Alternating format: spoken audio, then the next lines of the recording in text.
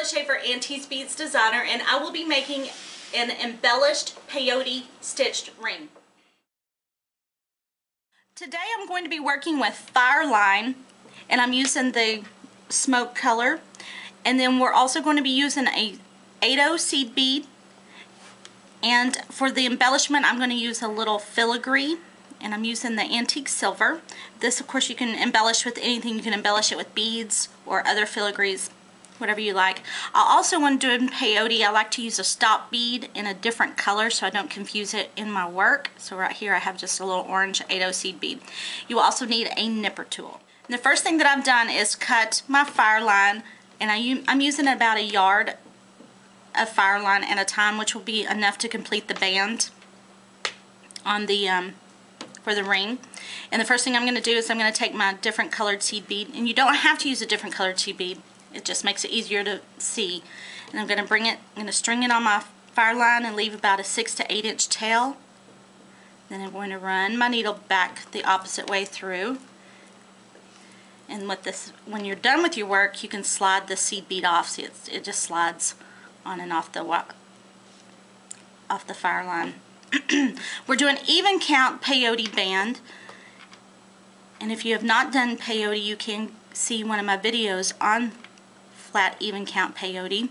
And I'm using 6 beads for the width of this band, so I'm going to string 6 seed beads, and then I'm going to bring them down to that stop bead. And the first 3 rows of peyote is kind of hard to kind of get a feel of it. But after you, actually the first 2 rows, but after you get the third, it'll come together.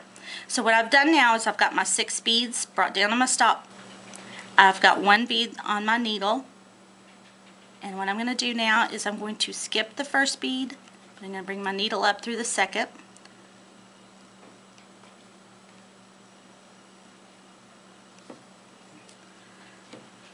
I'm going to bring it. And what happens is that this little bead that we just put on stacks on that end bead. And I'm going to pick up another bead. I'm going to skip again this bead here, go into the other. And it creates this little step pattern. Pick up another, and I'm going to go through the last bead.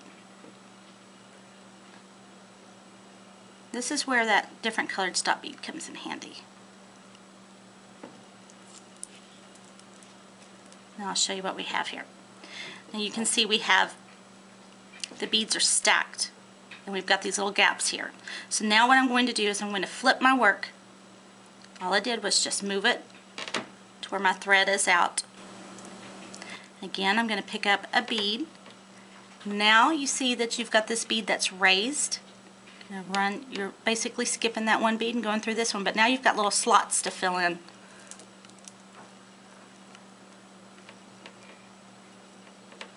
Pick up another. You're just filling in.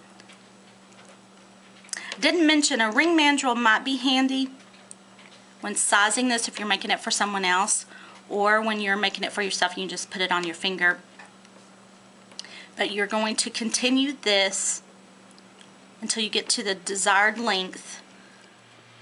And use your ring mandrel to check your size, or if you're making it for yourself, you can just check it to your finger.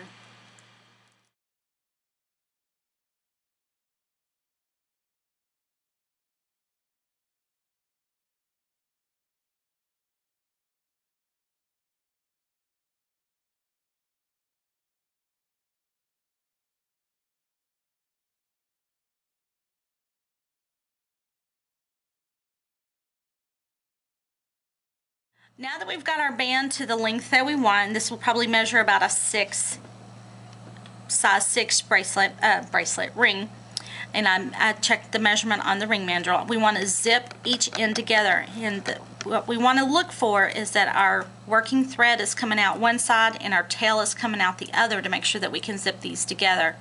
So what I wanted you to do now is just position it around your finger, and you're going to run your needle through this first end bead on the other side, and through the up bead on the other side.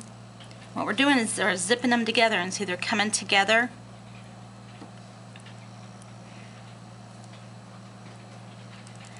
And I have done a video on peyote tube before, and you make little tubes by zipping them together if you'd like to reference that video. And we'll work our tension here by pulling that loose thread. What will happen is we'll be coming out opposite ends as the tail, and we're going to knot these together. So I'm going to slip it off and work my tension out here a little bit, make sure it's nice pulled together. And what we'll do is I just repositioned the piece, and I'm going to run my needle back through just to kind of tighten it all up, sew it back together. I'm just going to weave it through beads, and then we'll work some half hitch knots. And all I'm doing is closing up the seam.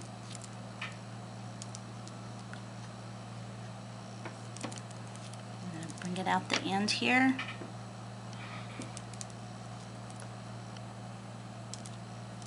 And then I'm going to run it back through. And a half hitch knot you do in bead weaving is when you run your needle up underneath the thread, create a loop, run your needle through it and pull, and then run your thread back through. And you can do a couple of half hitch knots, and that'll secure it.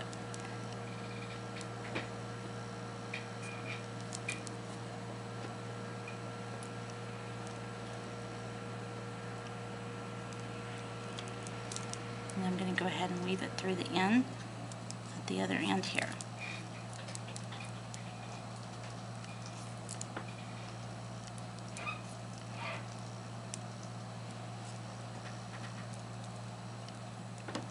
And you can go ahead and rethread your needle on this tail end and run it through a couple of times and do a couple of half hitch knots on it as well. But I'm going to go ahead and cut this long one.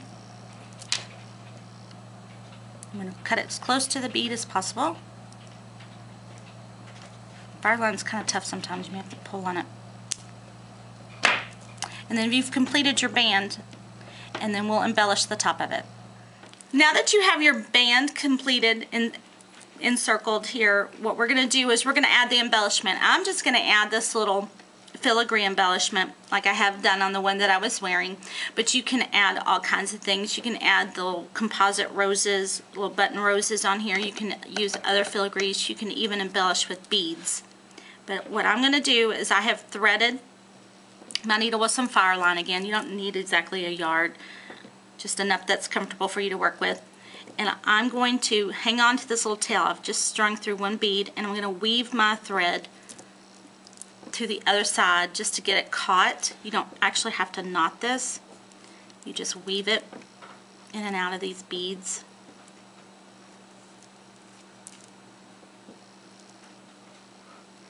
And all we're going to do is sew this filigree on to the band. And then I'm going to come back through the other side here. And then I'm going to bring it through a couple of these beads here until I get about the center. Maybe 2 beads in. This is just a good base ring to do any kind, but you could also do it in wear the band by itself. Okay.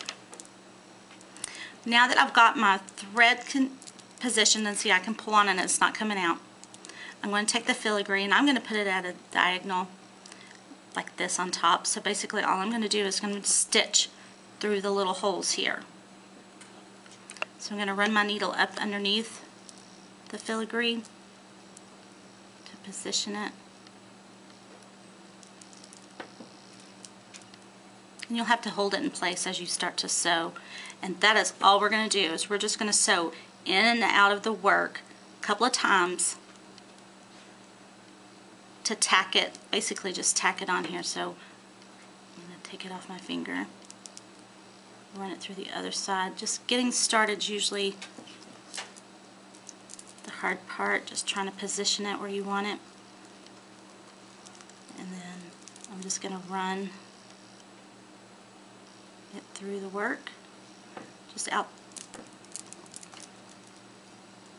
just kind of like you're sewing on a button.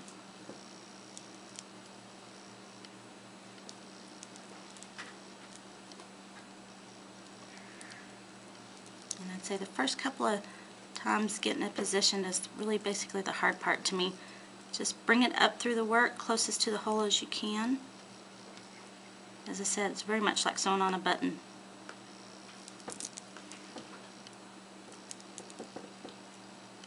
And I would do this several times till I felt like it was secure.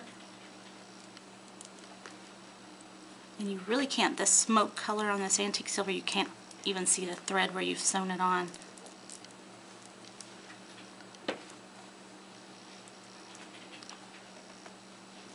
And you'll want to do this, like I said, sew it on and off several times on each little corner here of that center flower. Okay, I've got that one little corner stitched here, or side, and what I'm going to do now is I'm going to bring it up back through my work, and again it's just kind of a hunt and peck, kind of finding your needle through the work and getting it into the filigree.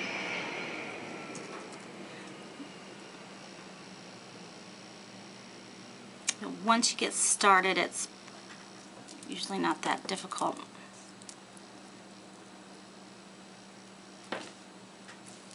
Okay.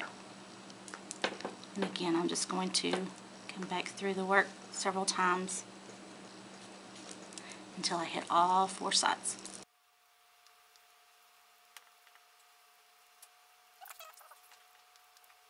What it's doing is it's catching on the little threads throughout the weave, so you don't have to actually go through the beads themselves. You just go through the work.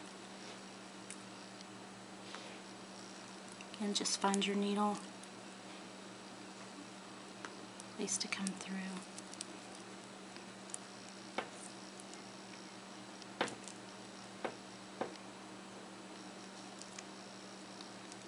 And stitch it.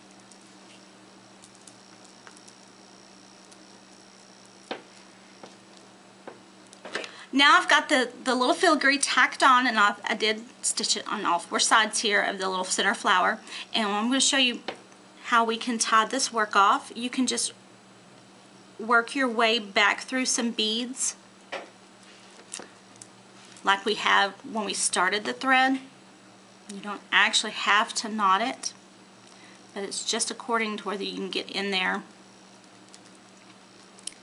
and find where it was and just weave it back to the other side. In fact, I like to try to get it down here on the side where it's not under the filigree. Just kind of work it through some beads.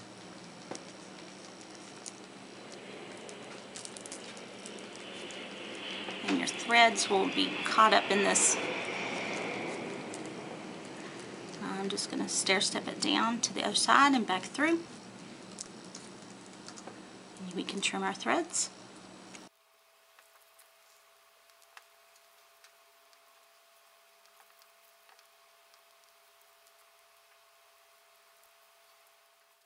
Okay, and I've got it, I ran it through one side and out the other, and so now I'm only going to do is trim the fire line and trim the little tail.